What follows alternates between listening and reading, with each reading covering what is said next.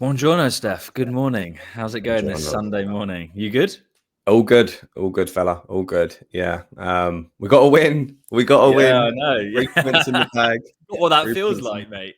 Yeah. Feeling all right. Feeling all right. We got through obviously the game on Friday night, which is Yep. quite relieving just to come out of that with 3 points. But yeah, I'm very interested to see at the point of filming this video, Sunday, the next just under 48 hours, what will manifest from hopefully some incoming players. But yeah, how about you? How you been? Good. Yeah. Very well, mate. Had a couple of espressos this morning, so I'm feeling wired, ready for some interesting discussion this morning, Mm. definitely. And we're obviously going to start with what's been, I think, fifth or sixth signing. Fifth. I'll probably say sixth, no? Sixth. Yeah. Okay. Let's go with sixth. So Sixth signing. Richie, Modric, Jashari, Terracciano. It might be more Estepinian, Seven. I think it's seven. Atakame, Oh, and it's then yeah, eight. Bloody and then hell. Okay, we've been busy, who's haven't just we? joined? And who's just joined? Christopher Christopher. Nkunku. Christopher. Christopher Nkunku. Nkunku. How do you feel Nkunku. about that? Number 18. I'm gonna be optimistic about this, mate. Yeah? I really wanted us to sign him 2 years ago, 3 years hmm ago. hmm And yeah, I there is some there's some stigma around the deal. It's a lot of Mm. money to drop. He's now our record signing. Is that right? No, I don't think he will be. No, because Okay. it's 35 mil euros. I think maybe with add-ons, I think it'll be similar to Jashari, maybe 40. It'll be like Bonucci if he hits all the bonuses, Mm, roughly 40. So he might be joint top, but not okay. right now. Not right now. All Not on right. paper. Maybe correct us if we're wrong on that one in the Yeah, comments correct section. us But about that one. yeah. So look, I mean, a lot of money behind the deal, regardless of if Mm, he's a mm, record signing or not. But and the injury records is the thing where people are like, especially connected to Boniface, where it's like mhm, we pulled out of that, but we didn't with this. Now, with that, in my opinion, I think if you look at the players differently, and I kind of did a little lengthy tweet on this one, Nkunku's injury record is linked to one injury. mm. The one he got in pre-season when he joined Chelsea, the knee Yeah. injury, and essentially keeping out for a long period of time, which was, if you look back on his past as a player at the time of Mhm. joining Chelsea, let's say, I think he's 27 now, he'd have been Yeah. 25. He had no injury record behind that, not one from a lengthy spell that we see with the likes of Boniface at the age of 22, 23 years Agreed. old. If you're And none of that them have young been none of and them you're have been getting serious injuries, injuries as well. None of them have been yeah, serious. yeah, a few minor injuries. But if you're that young, i.e., the Boniface situation, and getting that many injuries, it's not going to work out good for you. And I'll give you a good Agreed. example of that.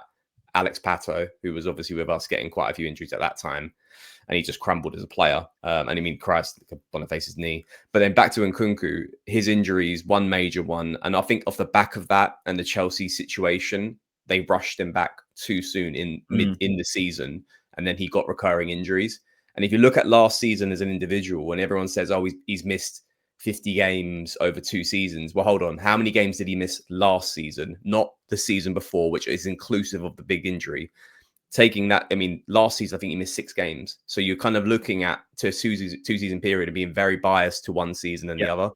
So I think if you look at that, and I'm being optimistic in the sense of I feel like that's now past, and obviously he's had time to recover and recuperate, and then add into the fact that he's now part of a two striker formation Mm. where it's not all on him. So he shouldn't. I would be shocked if he has such a major setback again this season. And I love to think we get the best of him again, and we can build on that confidence and get him back to that player he was in his Leipzig days. But I guess the big question is, where does he fit? He's not a true number 9. He's more of a false 9. Obviously, you can play in a plethora of positions, which is always a good thing in my mind. But for what we're after right now, we're screaming for a true number 9. He isn't that answer Mm. to that. Where No.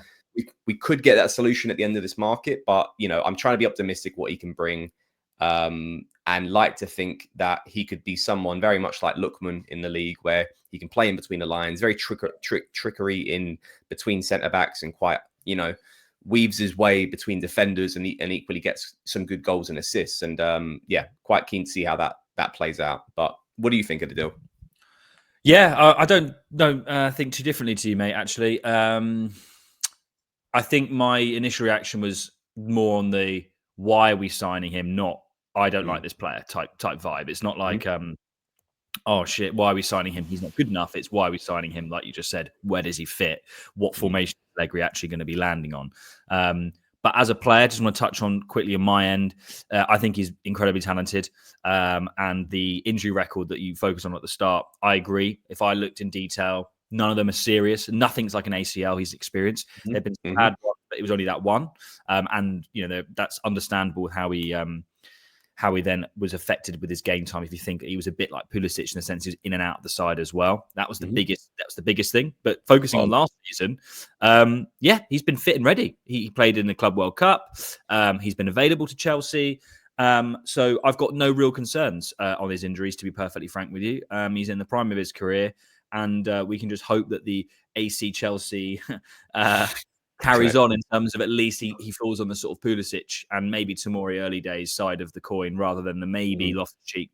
Jury's out on that one. Hopefully he's and you know what I'm trying to say, a positive Chelsea player. But I've got a few Chelsea friends, most of them are Arsenal and Chelsea that live around me, and those of the Chelsea preference, they really like him, and they thought that he may not have been perfect, but none of them said he was a bad player. They said he was available. Professional, just didn't fit the system. That's the worry, which we're going to touch on in a minute. But as a player and as a person, mate, I'm as excited as you. I think it's great. Outlay wise, I did want to touch on that quickly. Like, it is quite a lot. We spent quite a lot on him, so that's curious. But I do think that the management think that this guy is worth a lot more than he is, and we've got like a quote unquote cut price deal. Again, I think this is very Pulisic-esque. In terms of the mechanisms behind the deal. But really like him, actually. And I mean, just before we finish up on him, 2 key interviews that I kind of heard over the course of the last few days.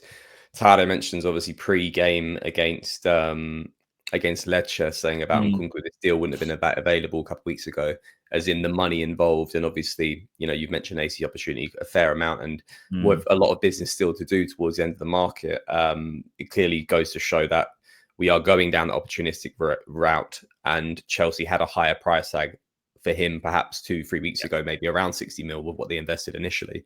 And then the second interview is, I believe Maresca said something about, obviously he's kind of like disappointed that Nkunku's gone.